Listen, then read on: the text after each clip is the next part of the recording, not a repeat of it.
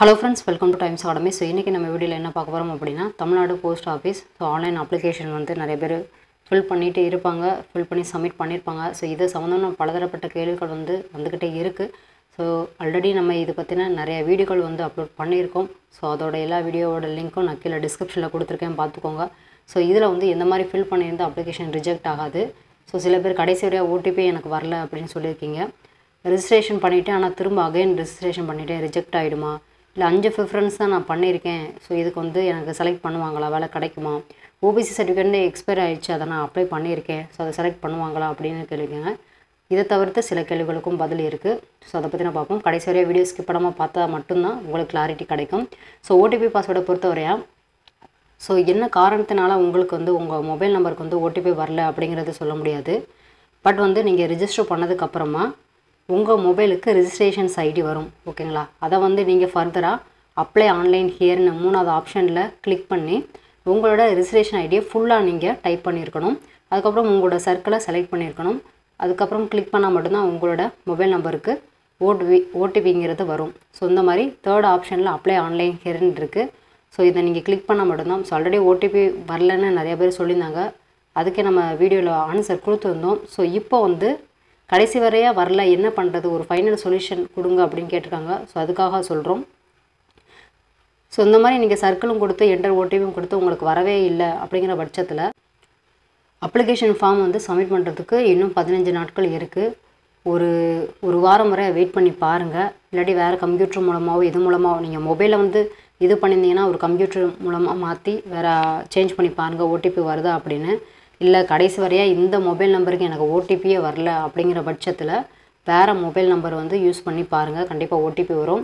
So அதனால ma'am என்னோட வேறு மொபைல் நம்பர் யூஸ் பண்ண என்னோட ரிஜெக்ட் பண்ணுவாங்களா அப்படின்னு நீங்கள் நினச்சிங்கன்னா ரிஜெக்ட் பண்ண மாட்டாங்க. என்ன காரணம் அப்படின்னா OTPயை நீங்கள் என்ட்ரு பண்ணால் மட்டும்தான் உங்களோட அப்ளிகேஷன் டீட்டெயில்ஸ்லாம் ஃபில் பண்ண முடியும். ஸோ OTPயே உங்களுக்கு வரல அப்போங்கும்போது உங்களோட டீட்டெயில்ஸ் எதுவுமே பதிவாயிருக்காது. அதனால் முடிஞ்ச அளவு ட்ரை பண்ணுங்கள். இல்லை கடைசி வரை என்னால் வந்து OTP இந்த நம்பருக்கு என்னால் வரலை, நான் வந்து எப்படியும் சப்மிட் அப்ளிகேஷன் வந்து ஃபில் பண்ணி தான் ஆகணும், லாஸ்ட் டேட் வந்து கிட்டே இருக்குது அப்படிங்கிற பட்சத்தில் வேறு மொபைல் நம்பர் மூலமாக நீங்கள் பண்ணிக்கோங்க ஃப்ரெண்ட்ஸ். ஸோ இதுதான் உங்களுக்கு உள்ள சொல்யூஷன், இதை ஃபாலோ பண்ணுங்கள். இதனால் அப்ளிகேஷன் ரிஜெக்ட் ஆகாது, பயப்பட வேண்டாம்.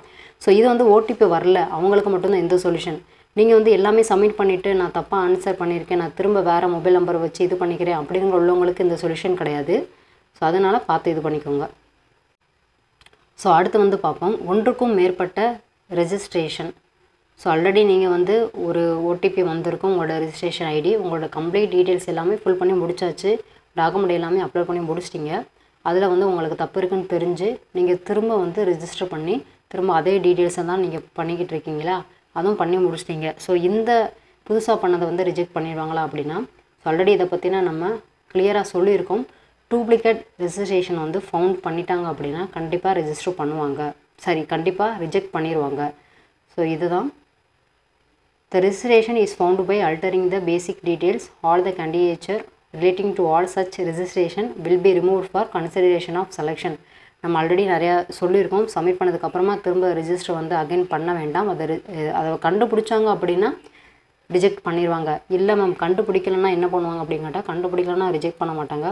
ஆனால் இது வந்து ரொம்ப ரிஸ்க்கு இந்த மாதிரி பண்ணுறது. ஸோ 99% வந்து ரிஜெக்ட் ஆயிரும் கண்டிப்பாக. சில பேர் வாய்ப்பு இருக்கா அப்படின்னு கேட்டால் அந்த அப்ளிகேஷன் வந்து யார் அக்செப்டட் ஆயிருக்கா, யார் ரிஜெக்ட் ஆயிருக்கான்னு லிஸ்ட் வரும் இல்லையா, ஸோ அதுக்கப்புறமா இதுக்கோட ஆன்சரை சொல்ல முடியும். ஸோ அதனால தான் கிளியராக duplicate registration is found by கண்டுபிடிச்சாங்க அப்படின்னா registration will be removed for consideration of selection. So இந்த மாதிரி நீங்கள் பண்ணியிருந்தீங்கன்னா உங்களுக்கு என்ன ஆன்சர் அப்படின்னா வெயிட் பண்ணணும் நம்ம. ஸோ உங்களுடைய அப்ளிகேஷன் என்ன நிலமையில இருக்குது, அக்செப்ட் பண்ணியிருக்காங்களா ரிஜெக்ட் பண்ணியிருக்காங்களா வர வரையா நம்ம வெயிட் பண்ணணும், ஓகேங்களா? ஒருவேளை இப்படி நீங்கள் பண்ணி உங்களுக்கு வந்து அக்செப்ட்னு வந்துருச்சுன்னா அவங்க கண்டுபிடிக்கலன்னு அர்த்தம். ரிஜெக்டட் அப்படின்னா இதை நான் பண்ணியிருக்கீங்க உங்களுக்கு வந்து ரிஜெக்ட் ஆயிடுச்சு. ஸோ இதுதான் காரணம். இது ரொம்ப ரிஸ்க்கு. ஸோ அதனால் இந்த மாதிரி பண்ண வேண்டாம் தயவு செஞ்சு. ஸோ அடுத்து வந்து பார்ப்போம், அடுத்த டீட்டெயில்ஸ் என்ன அப்படின்னா ஸோ நான் வந்து 5 ப்ரிஃபரன்ஸ் தான் கொடுத்துருக்கேன், இந்த ப்ரிஃபரன்ஸ்க்கு வந்து எனக்கு வந்து ஜாப் கிடைக்குமா அப்படின்னா அவங்களே நம்மளுக்கு மேக்ஸிமம் 20 போஸ்ட்டுக்கு அப்ளை பண்ணிக்கோங்கன்னு சொல்லும் போது நம்ம ஏன் 5 ப்ரிஃபரன்ஸ் மட்டும் செலக்ட் பண்ணணும்? ஸோ உங்களுக்கு வந்து ஒரு வேளை 20 ப்ரிஃபரன்ஸ் வந்து எப்படி அப்ளை பண்ணுறதுன்னு தெரியலனா நம்ம ஆல்ரெடி வீடியோ போட்டிருக்கோம் டைம்ஸ் அகாடமி சேனலில். அந்த வீடியோட லிங்க் நான் கீழே டிஸ்கிரிப்ஷனில் கொடுக்குறேன், நீங்கள் தாராளமாக அதை பாருங்கள். உங்களுக்கு எந்த டவுட்னாலும் கிளியர் ஆயிரும். நீங்கள் எல்லாமே சப்மிட் பண்ணதுக்கு அப்புறம் தான் அந்த 15 ப்ரிஃபரன்ஸ் வந்து ஆட் பண்ண முடியும். ஃபஸ்ட்டு நீங்கள் 5 தான் பண்ணியிருப்பீங்க, எக்ஸ்ட்ரா 15 வந்து நம்ம ஆட் பண்ணணும். ஸோ அவ்வளவுதான். அந்த கம்ப்ளீட் டீட்டெயில்ஸ் எல்லாமே ஒரு வீடியோவில் நம்ம கிளியராக எக்ஸ்பிளைன் பண்ணியிருக்கோம். ஸோ தயவு செஞ்சு அந்த வீடியோவை பாருங்கள், அதை அப்ளை பண்ணுங்கள். 20 ப்ரிஃபரன்ஸ் கண்டிப்பாக கொடுங்க ஃப்ரெண்ட்ஸ். அதுவும் எப்படி கொடுக்கணும் அப்படின்னா, நீங்கள் என்ன மாவட்டம், ஃபார் எக்ஸாம்பிள் நீங்கள் வந்து ஒரு விழுப்புரம் மாவட்டமாக இருந்தீங்க அப்படின்னா அந்த விழுப்புரம் மாவட்டத்தில் உங்களுடைய நேட்டிவிட்டி பக்கத்துலேயே ஸோ என்னென்ன ஏரியா இருக்குது, அதில் உங்கள் கேட்டகரிக்கு அப்ளை பண்ண முடியுமான்னு பார்த்து அந்த 20 ப்ரிஃபரன்ஸையும் அதுக்கே கொடுங்க நீங்கள். ஸோ நீங்கள் யூஆர் கேட்டகரினா யூஆர் கேட்டகரி தான் அப்ளை பண்ண முடியும். இல்லை நீங்கள் ஓபிசி சர்டிஃபிகேட் இருக்குது அப்படின்னா ஓபிசியும் நீங்கள் சூஸ் பண்ணுங்கள், யூஆரும் சூஸ் பண்ணுங்கள். ஆனால் உங்களுடைய நேட்டிவிட்டி பக்கத்தில் உங்களோட ஏரியா பக்கத்துலேயே மேக்ஸிமம் 20 ப்ரிஃபரன்ஸ் கொடுக்க பாருங்கள். ஸோ அவங்க அதுக்கு தான் முன்னுரிமை கொடுப்பாங்க. ஓகேங்களா? So candidate can apply for a maximum of 20 post. ஓகேங்களா? தமிழ்நாடு சர்க்கிளில் நம்ம அப்ளை பண்ணோம் அப்படின்னா 20 போஸ்ட்டுக்கு தாராளமாக நீங்கள் விண்ணப்பிக்கலாம். ஸோ அதுதான் belonging. Home circle means belonging or native domicile state of prospective candidate இருக்கும் இல்லையா? ஸோ நம்ம in which he is permanently residing under that postal circle is providing opportunity. நம்மளுக்கு அந்த ஆப்பர்ச்சுனிட்டி கொடுக்காங்க. ஸோ அதனால் உங்களுடைய ஏரியா பக்கத்தில், ஸோ உங்களுடைய மாவட்டம் இருக்குன்னா உங்களுடைய ஏரியாவில் எந்தெந்த ஏரியாவில் பக்கமாக இருக்கோ ஸோ அதில் வந்து 20 போஸ்ட்டையும் ப்ரிஃபரன்ஸ் கொடுக்க பாருங்கள். ஸோ ஏன்னா அவங்க வந்து நம்மளுடைய நேட்டிவிட்டி பக்கத்தில் தான் கொடுக்கணும்னு சூஸ் பண்ணுவாங்க. ஸோ அதனால தான் இது பெஸ்ட்டு. வீடியோட லிங்க் நான் கீழே டிஸ்கிரிப்ஷனில் கொடுக்குறேன், பாருங்கள். அன்ரிசர்வ்டு கேட்டகரி அன்ரிசர்வ்டு மட்டும்தான் சூஸ் பண்ண முடியும். ஓபிசி கேட்டகரி ஓபிசியும் சூஸ் பண்ணலாம், யூஆரும் சூஸ் பண்ணலாம் உங்கள்கிட்ட ஓபிசி சர்டிஃபிகேட் இருந்துச்சு அப்படின்னா. எஸ்சி கேட்டகரி எஸ்சியும் சூஸ் பண்ணிக்கோங்க, யூஆரும் சூஸ் பண்ணிக்கோங்க. அதுக்கப்புறம் எஸ்டி கேட்டகரி எஸ்டியும் சூஸ் பண்ணலாம், யூஆரும் சூஸ் பண்ணலாம். ஸோ உங்களுக்கு ஆப்ஷன் இருக்குது. அன்ரிசர்வ்டுனா யாருனாலும் சூஸ் பண்ணிக்கலாம். ஸோ அந்த மாதிரி உங்கள் ஏரியா பக்கத்தில் 20 ப்ரிஃபரன்ஸ் வந்து கொடுக்க பாருங்கள். ஸோ உங்களோட நேட்டிவிட்டி டிஸ்ட்ரிக்ட்லேயே பாருங்கள். 5 ப்ரிஃபரன்ஸ் மட்டும்தான் நீங்கள் கொடுத்தீங்க அப்படின்னா வாய்ப்புகள் வந்து குறைவு. ஓகேங்களா? 20 ப்ரிஃபரன்ஸ் கொடுக்குறவங்களுக்கும் 5 ப்ரிஃபரன்ஸ் கொடுக்குறவங்களுக்கும் வாய்ப்புகள் வந்து டிஃப்ரென்ஸ் இருக்கு இல்லையா? ஸோ அதனால தான் நீங்கள் சப்மிட் பண்ணி முடித்தாலும் பரவாயில்ல, நீங்கள் ஆல்ரெடி ஆட் பண்ணிக்கலாம். உங்களோட அப்ளிகேஷன் ஆன்லைன் அப்ளிகேஷனில் போய் திரும்ப ஆட் பண்ணலாம். ஸோ அதோட டீட்டெயில்ஸ் எல்லாமே கிளியராக கொடுத்துருக்கோம். ஸோ பாருங்கள், தயவு செஞ்சு 20 ப்ரிஃபரன்ஸ் வந்து சூஸ் பண்ணிக்கோங்க. ஸோ தென் வந்து ஓபிசி சர்டிஃபிகேட் வந்து என்னோடய சர்டிஃபிகேட் வந்து எக்ஸ்பயர் ஆயிடுச்சு. நான் வந்து அதை அப்லோடும் பண்ணிட்டேன்.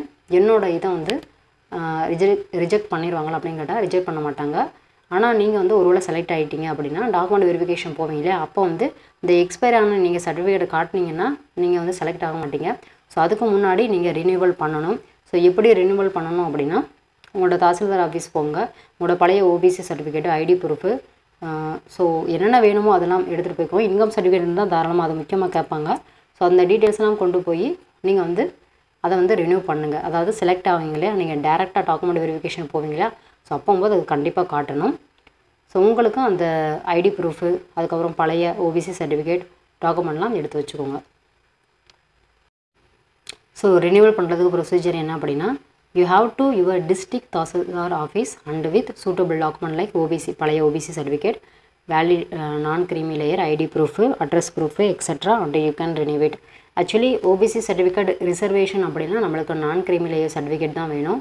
ஸோ நிறைய பேர் சில டவுட்ஸும் இருக்குது. தமிழ்நாடு இ-சேவை மையத்தில் வந்து நம்ம ஓபிசி சர்டிஃபிகேட் வந்து அப்ளை பண்ணி வாங்கணும் அப்படின்னா அது வந்து ரிசர்வேஷனுக்கு வச்சுக்கலாமா, அது கிரீமி லேயர் தானே அப்படின்னு நிறைய பேர் கேட்குறாங்க. இல்லை, அது கிரீமி லேயர் கிடையாது. அதை நீங்கள் ஃபார்மட்டே பாருங்கள், நான் காமிக்கிறேன். ஸோ இந்த மாதிரி தான் இருக்கும். Tamil Nadu e district other backward class certificates இந்த மாதிரி தான் இருக்கும். ஸோ இந்த ஓபிசி சர்டிஃபிகேட் வந்து நான் கிரீமி லேயர் தான், கிரீமி லேயர் கிடையாது. ஸோ கீழே டீட்டெயிலாக பார்ப்போம். என்ன அப்படின்னா ஒரு சென்டென்ஸ் இருக்கும். ஸோ இது வந்து உங்களுக்கு வந்து gazette of India extraordinary part 1 section so டீட்டெயில்ஸ்லாம் கொடுப்பாங்க உங்களுக்கு. அதோட ஃபார்மட் படி தான் இது இருக்குது. ஸோ இதில் வந்து நம்மளுக்கு he she does not belong to section creamy layer அப்படின்னு வந்துடும். ஸோ இதுதான் he she does not belong to the person section creamy layer mentioned in column 3 of the schedule to the government of India. அதாவது இவங்க creamy layer கிடையாது, நான் creamy layer. நான் creamy லேயர்னா reservation. சில பேருக்கு க்ரீமி லேயர்னால் என்ன, நான் க்ரீமி லேயர்னால் என்னென்னு தெரியாமல் இருக்கும். ஸோ அவங்களுக்கு வேணால் அடுத்த வீடியோவில் கிளியராக எக்ஸ்பிளைன் பண்ணுவோம். நான் க்ரீமி லேயர் மட்டும்தான் ரிசர்வேஷனில் வரும்.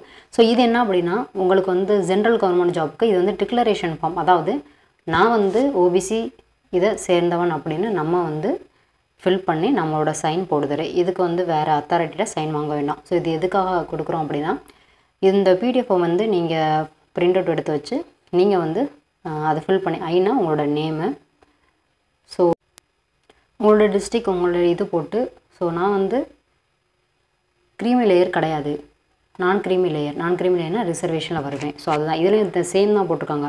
Mention in column 3 of the schedule to the above referred office memorandum. OBC certificate உங்ககிட்ட இருக்குது அப்படின்னா அந்த டிக்ளரேஷன் ஃபார்மும் எக்ஸ்ட்ரா வச்சுக்கோங்க. இதில் நீங்கள் ஃபில் பண்ணி உங்களோட சைன் வச்சுக்கோங்க. டாக்குமெண்ட் வெரிஃபிகேஷன் அப்போ இதையே நீங்கள் சப்மிட் பண்ணுங்கள், ரொம்ப நல்லது. ஓபிசி சர்டிஃபிகேட்டே என்கிட்ட இல்லை அப்படிங்கிற பட்சத்தில் இந்த மாதிரி டிக்ளரேஷன் ஃபார்ம் மட்டும் நீங்கள் வைக்க வேண்டாம், ஓகேங்களா. ஸோ அது இருக்குன்னா இதுவும் நீங்கள் சேர்த்து வச்சுக்கோங்க. இது சென்ட்ரல் கவர்மெண்ட் ஃபார்மட், இது டிக்ளரேஷன் ஃபார்மு. இது வந்து எக்ஸ்ட்ரா ஒரு அடிஷ்னல் அட்வான்டேஜ் தான். அதனால் இதோட பிடிஎஃப் நான் கீழே டிஸ்கிரிப்ஷனில் கொடுக்குறேன். ரயில்வே எக்ஸாமில் எல்லா எக்ஸாம்லேயும் கீழே நோட்டிஃபிகேஷன் கீழே ஒவ்வொரு ஃபார்மட்டும் கீழே தரவாக கொடுத்துருப்பாங்க. ஸோ அந்த ஒரு நோட்டிஃபிகேஷன் தான் நான் கீழே கொடுப்பேன். அதில் இந்த ஃபார்ம் லாஸ்ட்டாக இருக்கும். அதை நீங்கள் பிடிஎஃபாக எடுத்து செலக்ட் ஆனதுக்கப்புறமா டாக்குமெண்ட் வெரிஃபிகேஷன் அப்போ சப்மிட் பண்ணிக்கோங்க. ஸோ இதுக்கு வந்து நீங்கள் தான் சைன் பண்ண போகிறீங்க, வேறு யாரும் சைன் பண்ண வேண்டாம். ஸோ இதுதான். ஸோ க்ரீமி லேயர் அப்படின்னா அவங்களோட வருட வருமானம் வந்து அதிகமாக இருக்கும், ரிசர்வேஷனில் வரமாட்டாங்க ஓபிசியாக இருந்தாலும். Does not belong to creamy layer அப்படின்னா வருட வருமானம் கம்மியாக இருக்கும், அவங்களுக்கு ரிசர்வேஷன் உண்டு. ஸோ இதில் டஸ்லாங் பிலாங் டு க்ரீமி லேயர் தான் இருக்குது, ரிசர்வேஷன் உண்டு. ஸோ அதுதான் இப்போ உங்களுக்கு புரிஞ்சிருக்கும்னு நினைக்கிறேன். அதுக்கப்புறம் என்னோடய மார்க் இவ்வளவு எனக்கு சான்ஸ் கிடைக்குமா, 200, 300, 400 சான்ஸ் கிடைக்குமா அப்படின்னா, ஸோ நிறைய பேரோட இது கேள்விகள் வந்து இதே தான் இருக்குது. இது ஃபுல் அண்ட் ஃபுல் மதிப்பெண் அடிப்படையில் தான் வேலை, எக்ஸாமினேஷன் வந்து எதுவுமே கிடையாது. அப்போ மதிப்பெண் அடிப்படையில்னா எவ்வளோ பேர் ஹை மார்க் இருக்காங்களோ ஸோ அவங்களுக்கு தான் அலாட் பண்ணுவாங்களே தவிர லோ மார்க் இருக்கிறவங்களுக்கு ப்ரிஃபரன்ஸ் கொடுக்க மாட்டாங்க. ஸோ நம்ம வந்து 2017 உள்ள மெரிட் லிஸ்ட்டை வச்சு நம்ம ஆல்ரெடி வீடியோ போட்டிருக்கோம், கீழே டிஸ்கிரிப்ஷனில் போட்டிருக்கோம், பார்க்காதவங்க பாருங்கள். ஸோ அதிலே உங்களுக்கு புரிஞ்சிருக்கும் எதன் அடிப்படையில் வந்து இது இருக்குது அப்படின்னு. மினிமமே 85% அதுக்கு மேலே தேவைப்படும் ஃப்ரெண்ட்ஸ். ஸோ அதனால் மார்க் கம்மியாக இருக்கிறவங்களுக்கு கிடைக்க வாய்ப்பு இல்லை. ஸோ அதுதான் மதிப்பெண் அடிப்படையில் தான் வேலை. ஸோ ஏகப்பட்ட பேர் 450க்கு மேலேயே எக்கச்சக்கமான பேர் இருக்கிறாங்க. ஸோ அதனால் அவங்களுக்கு தான் கொடுக்க பார்ப்பாங்களே தவிர மார்க்கு குறையாக இருக்கிறவங்களுக்கு கொடுக்க வாய்ப்பு இல்லை. அது இப்போ வந்து இது உங்களுக்கு புரிஞ்சிருக்கும். ஸோ யாருக்கெல்லாம் அப்ளிகேஷன் ஃபார்ம் ரிஜெக்ட் ஆகாது அப்படின்னா உங்களுடைய நேமு. ஸோ சில பேர் வந்து இனிஷியல் வந்து நான் ஃபஸ்ட்டில் போடாமல் லாஸ்ட்டில் போட்டுவிட்டேன். ஃபார் எக்ஸாம்பிள் சொல்கிறேன், எம் சரவணன் அப்படின்னா நான் சரவணன் எம் அப்படின்னு போட்டிருக்கேன்னா ரிஜெக்ட் ஆகாது, நீங்கள் பயப்பட வேண்டாம்.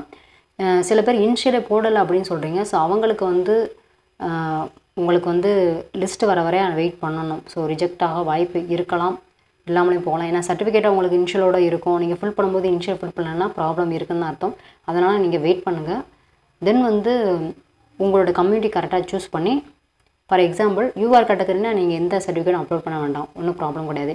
ஓபிசி அப்படின்னா ஓபிசி சர்டிஃபிகேட் கண்டிப்பாக அப்லோட் பண்ணணும். ஸோ அந்த மாதிரி கம்யூனிட்டியும் கரெக்டாக சூஸ் பண்ணி அதுக்குண்டான சர்டிஃபிகேட்டும் அப்லோட் பண்ணிங்க அப்படின்னா ஸோ அது நல்லது. அதுக்கப்புறம் உங்களோட மார்க்கு கரெக்டாக உங்களோட 10th சர்டிஃபிகேட்டில் ஃபார் எக்ஸாம்பிள் 450 மார்க் இருக்குது அப்படின்னா நீங்கள் ஆன்லைன் அப்ளிகேஷனில் இந்த இதில் 450 மார்க் கரெக்டாக என்ட்ரு பண்ணிங்க, மேட்ச் ஆகுது அப்படின்னா அது மற்ற எல்லா டீட்டெயில்ஸும் நீங்கள் கரெக்டாக கொடுத்துருக்கீங்க.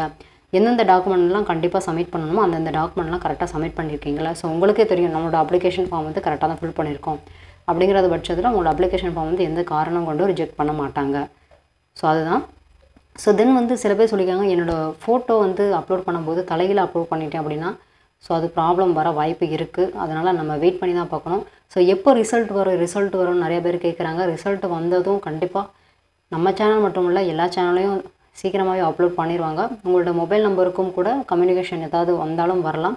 ஸோ அதனால் ரிசல்ட் வரும்போது கண்டிப்பாக அப்லோட் பண்ணுவோம்.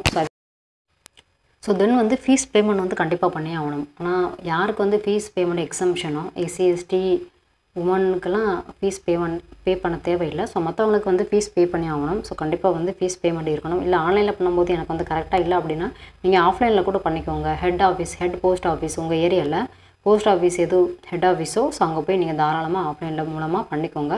ஸோ ஆன்லைன் பண்ணும்போது எனக்கு எரர் வருது அப்படின்னா அகைன் பண்ணுங்கள். உங்களுடைய அக்கௌண்ட்டில் இருந்து அமௌண்ட்டு டெபிட் ஆயிருச்சு அப்படின்னா கண்டிப்பாக ஃபீஸ் பேமெண்ட் ஆகிருக்குன்னு தான் அர்த்தம். ஸோ அதுக்கு ரிசிப்ட் வந்து ஜென்ரேட் ஆகும். ஸோ அதனால் ப்ராப்ளம் வராது.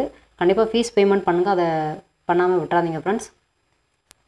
ஸோ இதிலே ஓரளவுக்கு உங்களுக்கு வந்து டவுட்ஸ் வந்து கிளியர் ஆகிருக்கும். ஸோ பார்ப்போம். உங்களுக்கு அப்ளிகேஷன் ஸ்டேட்டஸும் செக் பண்ணி பாருங்கள். உங்களுக்கு அதில் இருக்கும் உங்களோட ரெஜிஸ்ட்ரேஷன் ஐடி போட்டிங்கன்னா அப்ளிகேஷன் ஸ்டேட்டஸும் வரும். ஸோ தென் வந்து இந்த வீடியோ உங்களுக்கு பிடிச்சிருந்தாலும் லைக் ஷேர் சப்ஸ்கிரைப் பண்ண மறந்துடாதீங்க. இது மாதிரி ஒவ்வொரு யூஸ்ஃபுல்லான வீடியோஸும் நம்ம டைம்ஸ் அகாடமி சேனல் தொடர்ந்து அப்லோட் பண்ணிகிட்டே இருக்கும். ஸோ ஆல்ரெடி இது சம்மந்தமான நிறைய வீடியோஸ் நம்ம போட்டுக்கிட்டே தான் இருக்கும். அந்த எல்லா வீடியோஸோட லிங்க்கும் நான் கீழே டிஸ்கிரிப்ஷனில் கொடுக்குறேன். ஸோ அது பார்க்காதவங்க பார்த்து தெரிஞ்சுக்கோங்க. கரெக்டாக அப்ளை பண்ணுங்கள். ஏப்ரல் 15 முன்னாடி லாஸ்ட் டேட்டு. ஸோ கரெக்டாக அப்ளை பண்ணி சப்மிட் பண்ணுங்கள் friends. Thank you so much. So அதுக்கான ரிசல்ட் வரும், இல்லை வந்து டாக்குமெண்ட் வெரிஃபிகேஷன் எப்போன்னு கிளியராக நம்ம டைம்ஸ் அக்கனே சேனலில் அதுக்கான இன்ஃபர்மேஷன் வரும், கண்டிப்பாக சொல்லுவோம். Thank you so much. All the best friends.